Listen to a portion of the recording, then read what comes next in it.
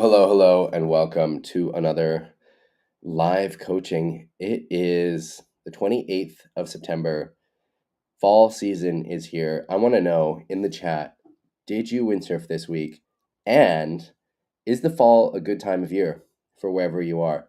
Some places, it's a summertime season. Other places, it's a fall season or spring season or winter season. So I want to know, is it a good season starting? On Maui, it is. I'm on Maui now. And the way that I like to think about Maui is the winter is when there's waves, and the summer is when there's wind. And so fall and spring, you get the best of both worlds. But uh,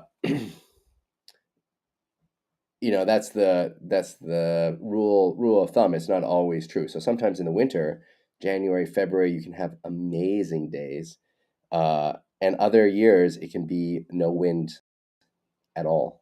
No wind at all. Uh, I am feeling terrible. We were up last night with sick baby. Those of you with kids know what that's about. Our little 6-month-old had a fever, and so I feel terrible.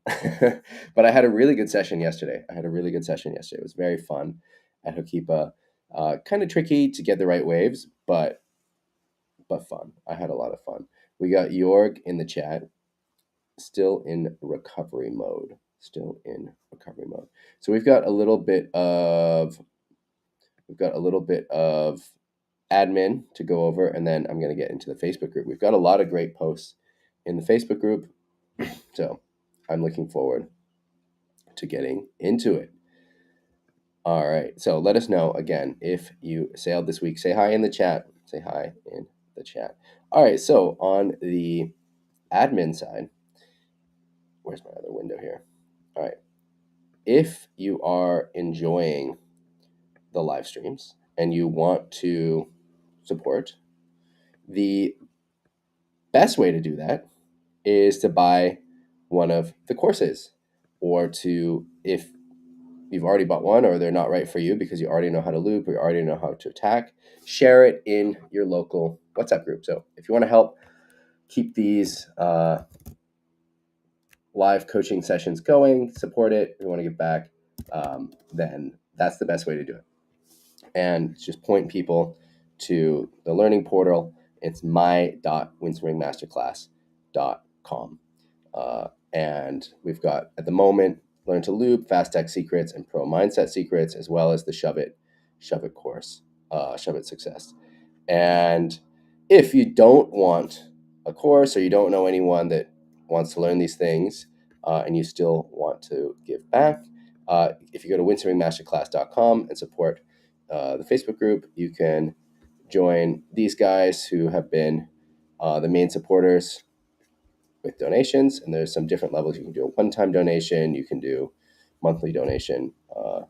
It all helps. So if you want to support the group, that's how you can do it. All right, let's jump into the Facebook group. We've got some good posts for today. Make this a little bit smaller. There we go. One other admin thing. I've been working on setting up a calendar for next year for the in-person masterclasses, and still working on it. But what it's looking like is May will be Oregon Coast, which I'm very excited about. In my head, always think about Oregon Coast as a summer spot, so June. But I was talking to some of the locals, and they were saying that the seasons have shifted and that spring is the new summer. And so Oregon Coast in May is something that I'm going to try to plan for next year. And then we'll be back in Morocco in June. I'll be on Maui March and April. And then I'm going to be doing some more in-person coaching as well over the summer, but still working on the calendar. I just wanted to give you guys a sneak peek. I know I get a lot of questions about what's coming up. All right, let's hit the chat, and then we're going to get into the Facebook group. Rasmus is in Silt. Moin. Forecast changes every minute. Yeah, my feeling with North Sea spots is that you can only look 36 hours ahead, 48 hours ahead. It's pretty hard to forecast. Greg just got back from a week in Donegal, a variety of conditions. Matt, no wind this week. Dennis, 2 wave sessions, and ooh, big forward loop and hard landing ankle sprain. 3 to 4 weeks off the water. Shoot. So is the ankle sprain from the hard landing? Ouch. I'm sorry to hear that. I mean, that is one of the things that can happen with progressing, going towards the planing forwards, is there's a, how do I say this? Because if you're going horizontal, the landings are pretty soft. But then because you're going for planing, you're getting a little bit more rotation, and if you're not as horizontal as you want to be, you can land pretty hard on the ankles. So I hope you're okay, Dennis. Uh, Ouch. All right, we got Suna as well. Suna is in Greenland, and there's no windsurfing. Jakob had a session in Moon, one of the best spots in Northern Europe. Dom Dom, hello. And Graham as well. 4 days in a row on 4-5. Awesome. All right, let's get into the Facebook group. You guys know the drill. You can interrupt me, ask your questions, all of that good stuff. All right, first up, we've got this post from Greg.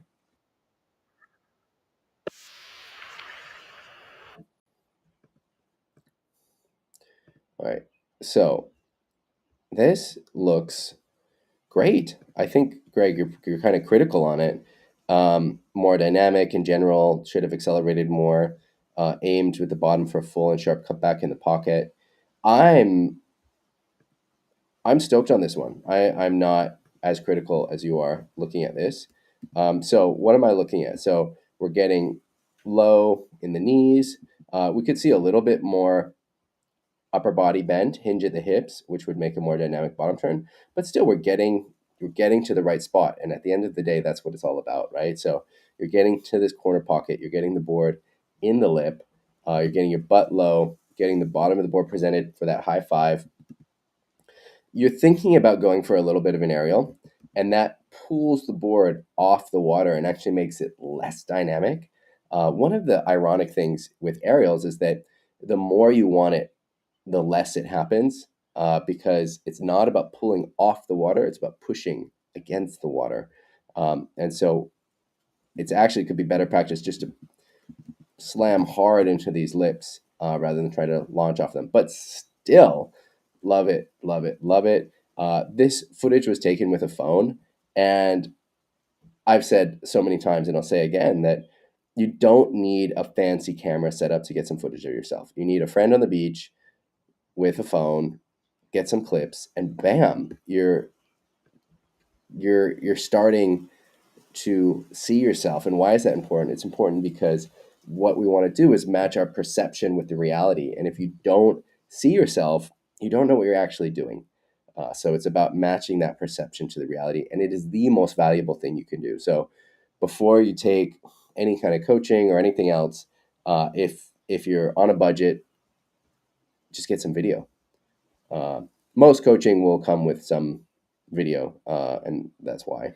But if you know you're not able to do some coaching, but you've got a friend with a phone, have them film a few waves.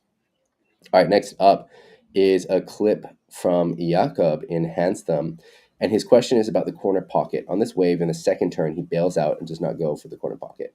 It just seems so counterintuitive to go there. I have the feeling that the entire wave will fall on my board and I will totally crash, but I turn away. All right, let's watch this. Beautiful. Beautiful footage. All right, let's see what's happening here. Coming around. Yeah. First turn. Nice. All right. Wave is setting up for the second turn.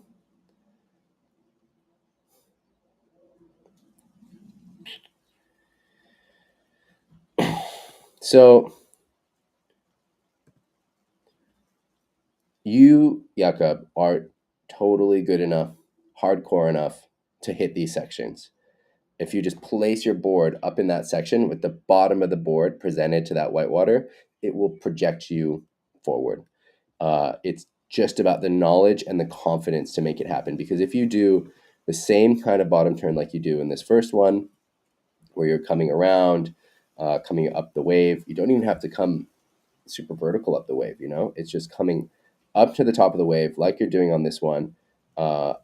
It's a very similar thing. We can see that you're looking at the section and you're thinking about it, but the confidence drops right there. We can see the confidence change.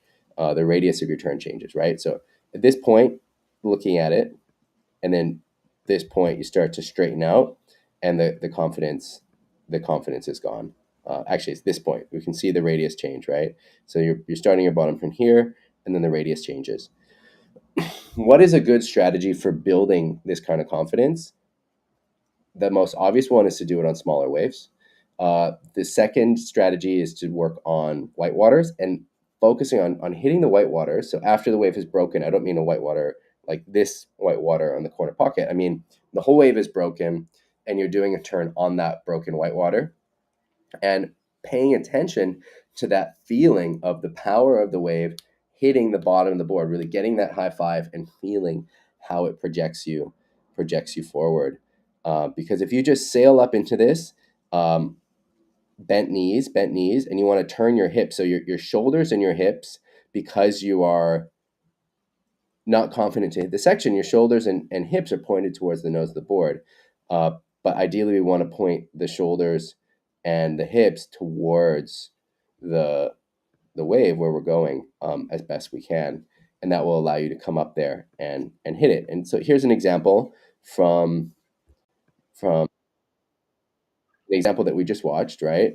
And we can see that, okay, the wave is breaking, but Greg gets his board right in that corner pocket section, and it just accelerates him along. And there's no getting stuck in it, there's no getting pushed down, because the board is hitting the power of the wave.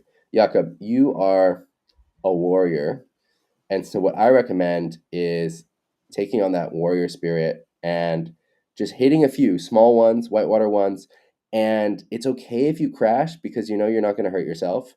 It's not a high risk thing, but it's all about just getting the bottom of the board presented to that power and not expecting to sail out of it. Just thinking, okay, I'm going to feel that power on the bottom of my board, and that's the exercise. That's it.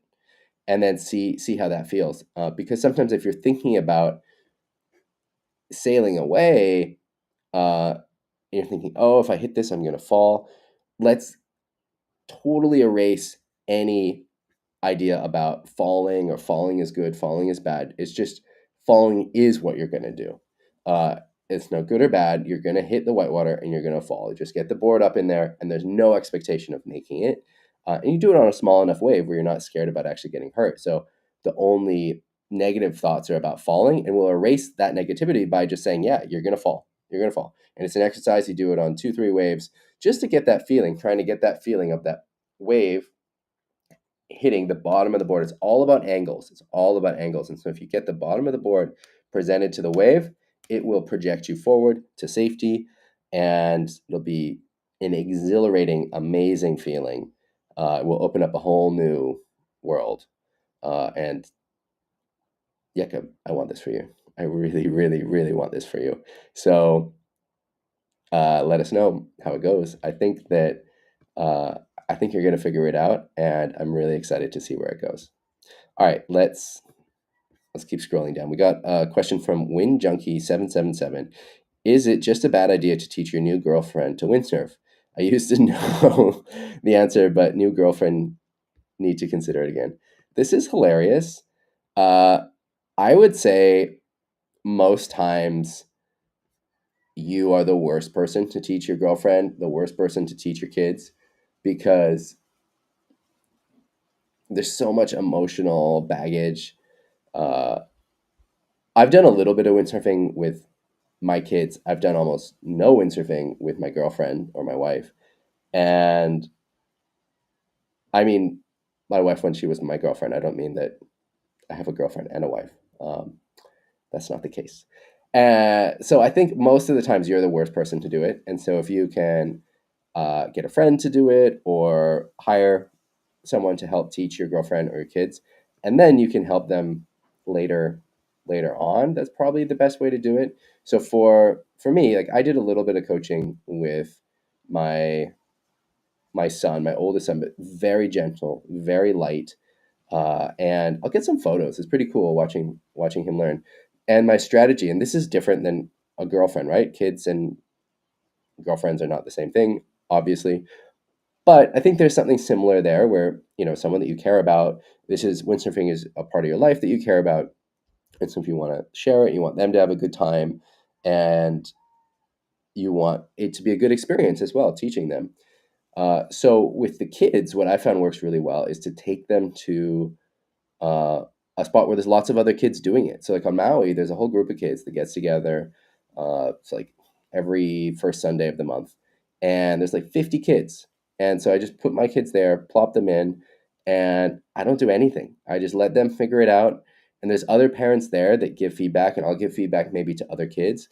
So like I'll maybe help some kid that's not my kid, and then Bujma, whose son is the same age as my son, will give my son some tips, right? And so having that community, I think, is really powerful. So what does that look like for girlfriends?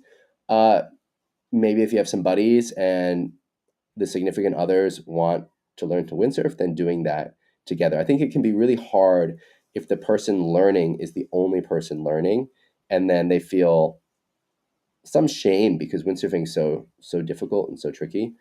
So anyway, that's my 2 cents, and I want to hear what other people think. Have you taught your significant other to windsurf? If so, how did it go? We got Ragnar in the chat. If you're joining us, say hi. All right, we've got another clip from Jakob from the wonderful trip to Handstand with Suna last Sunday, and he's adding this for the Learn to Loop people, and it shows some of the things he found useful. So Jakob's in the Learn to Loop course, and he wants. So these are the lessons. Let's watch the clip.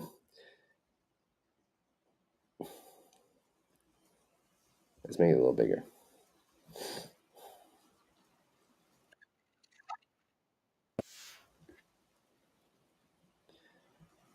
I love Jakob. You've changed something with your camera, and I love it.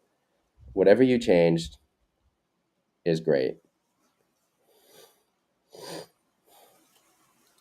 All right, let's see what happens here. Lots of speed. Whoa, going for the loop. Love it. Landed. Crisp.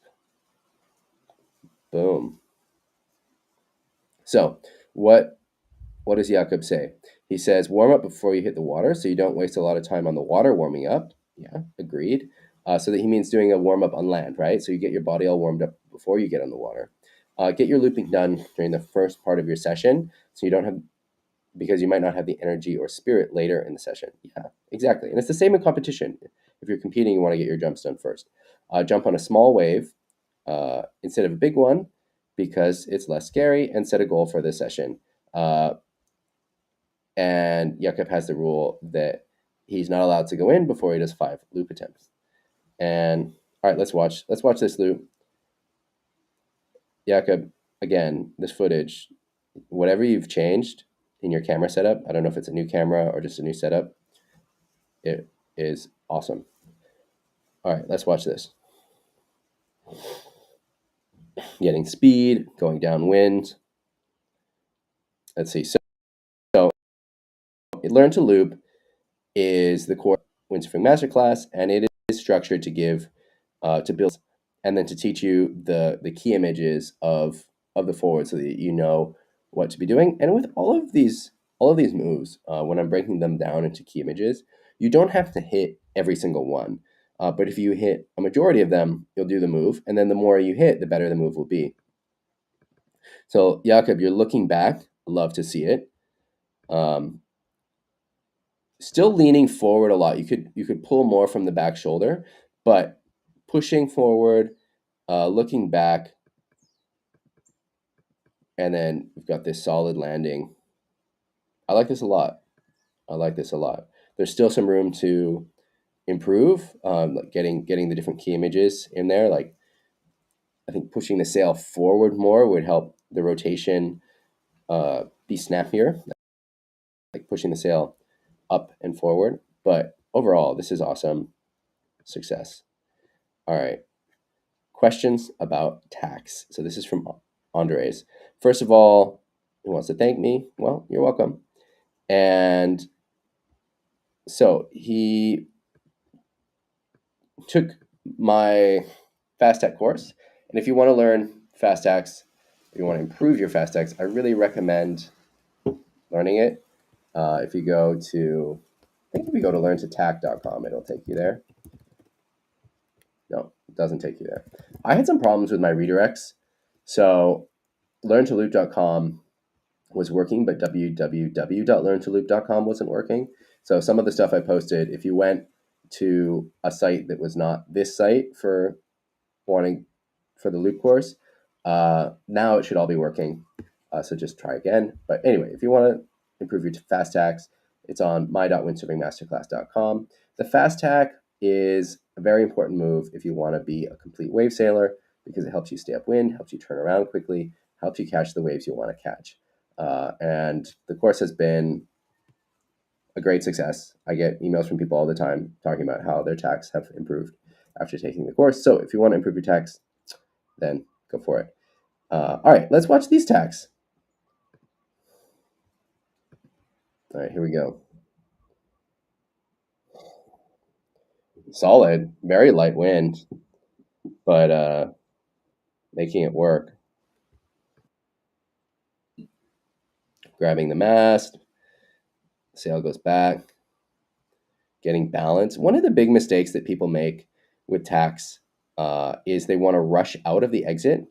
And so one of the key images from Fast Tack Secrets is count to 5 to stay alive. And so that means when you get to the other side of the tack, count to 5. You have a lot of time to get balanced. And so if you get on this side and then sheet in, which is what a lot of people do, you'll just fall on your back. And so instead, you want to get to the other side and get balanced, just like this. Uh, so this is a great example of that. Really getting balanced, getting set up before trying to head off again. All right, here's another tack, stronger wind, same board. I wonder if you tack, do you find it harder or easier in strong wind? It's interesting. I get different responses from different people. Some people say it's harder in strong wind. Some people say it's harder in light wind. Looks like for Andres, high wind is maybe the more difficult one. And my advice for this tack is the same as what I was praising in the other one, which is to take your time. So when you get on the new side, instead of just trying to sheet in and the board is not ready, get balanced. Get balanced so you can stand upright, back down.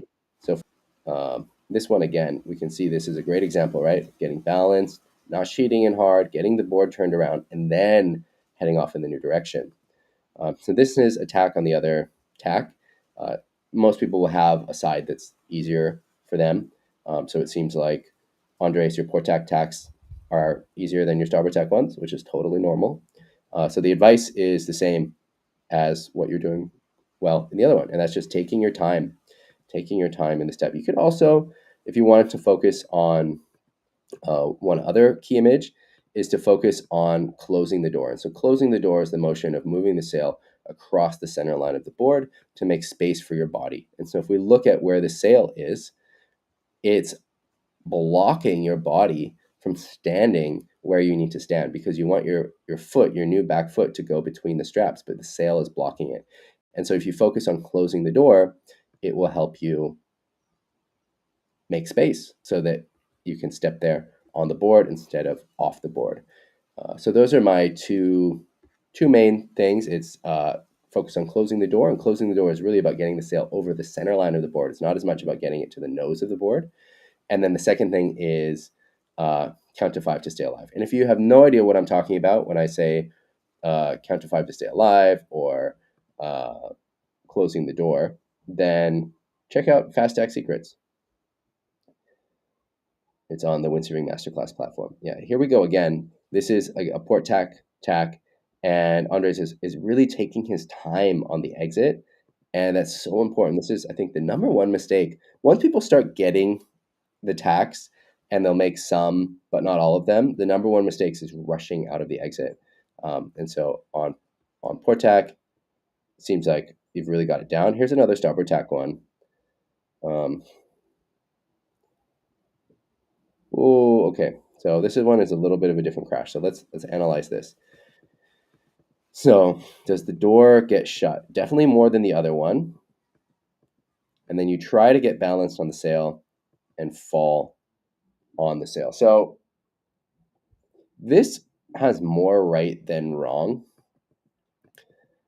Something that can help is pushing the sail not just down towards the water, but towards the nose of the board. So you're kind of twisting your body, and that will help it fill up with wind so that you can get balanced backwinded and then go into that hanging low position, which is the safety position at the end of the tap. All right, last one. Okay, so it seems like this is a more common way that you're falling. We're getting around the front. Okay, so focusing on closing the door will, and by that I mean really moving the mast over the center line of the board, will give this foot, your new back foot, space to land. We don't want it landing at the mast. We want it going between the straps. We have a nice solid stance, and then pushing the sail towards the nose of the board. So you're like twisting your body towards the nose of the board will help you backwind it to get upright again. Those are my main comments. The thing as well with tax is it's just a lot about reps. And so with all these windsurfing moves, there's not much shortcut for reps, but a rep isn't a rep, right? A rep has to be intentional and focusing on the right technique or the right feedback. Both of those are really key. And so feedback could be something for me. It could be video of yourself. It could be feedback from someone on the beach that isn't filming you, but they're able to give you some feedback. But feedback and intention matter a lot. It's not just about doing reps with no intention and no feedback. All right, Andre. Oh, we talked about this last week about the headaches after forward loops. Yeah, so I talked about this last week, but because Dennis talked about his little injury, it might be relevant to talk about this as well. And it depends, I think, what you're wearing. So sometimes if you have a helmet, the headache can be worse because you get more whiplash because you have more surface area on your head, and so you hit the water. Different helmets are better than others in that regard. I'm definitely not anti-helmet, but uh, it can make the headaches worse. Sometimes as well, life vests, like impact vests, can also make it worse or make it better. It depends where you're crashing. And so if you're crashing on your back and you get the back slap, and then the impact vest can help because that will create a headache. If you're crashing more on your head, then the impact vest can make it worse because then your body's more buoyant and your head whiplashes back. Um, but in general, trying to get more horizontal will help, and then limit it. Do a few a session. Um, yeah, so we've got some good tips as well from other people here. I love all the answers in this thread. So we've got 50 comments. I'm asking, where would you want to go on a Windsurfing Masterclass in 2026? We have some great answers here. And I'm going to try and see what I can make happen out of these. So Suna says Morocco. Morocco definitely is in the cards. Oregon Coast, someone says Maui. Yeah, I think we'll do something on Maui as well. Fuerte, I'm not sure. I don't know it as well. So and there's some places to consider here, but yeah. Anyway, I would love to go back to Denmark. Uh, it was difficult this year with school, my kids' school. So we'll see how that goes. All right. We've got a story from Rasmus. He said he tried to teach his younger brother when they were teenagers and totally missed because he expected too much of him, and later taught him surfing, and that worked out much better. Interesting. So Jakob says he didn't change the camera setup, still the Insta360, but the Sunday in Handsome was very sunny and nice weather, and that helped with the quality. Interesting. Yeah, looks great. All right, guys, I think that is it. We're caught up here in the group. If you want to support the live coaching, like I said in the beginning, the best way to do it is to get one of the online courses or to share it in your local WhatsApp group or with someone who would benefit from learning to loop or learning to tack or from the pro mindset secrets. If you've taken an in-person masterclass with me, then the pro secrets are nothing new for you. It's a lot about the why work, importance of footage, time block learning, falling is learning. And so if you've taken courses with me, this is not new, and this course isn't designed for you. This course is designed for someone who maybe isn't going to do an in-person course. They're not interested in Learn to Loop, and they're not interested in Fast Tech Secrets, but they could benefit from the mindset secrets. So that is why I created that course. And yeah, what else? I'm going to release the calendar for next year. If you want to support the live stream, you can do so with a donation. Go to windsurfingmasterclass.com, windsurfingmasterclass.com, and then support the community. Oh, it takes us here. Support the community. And there's different ways to do that.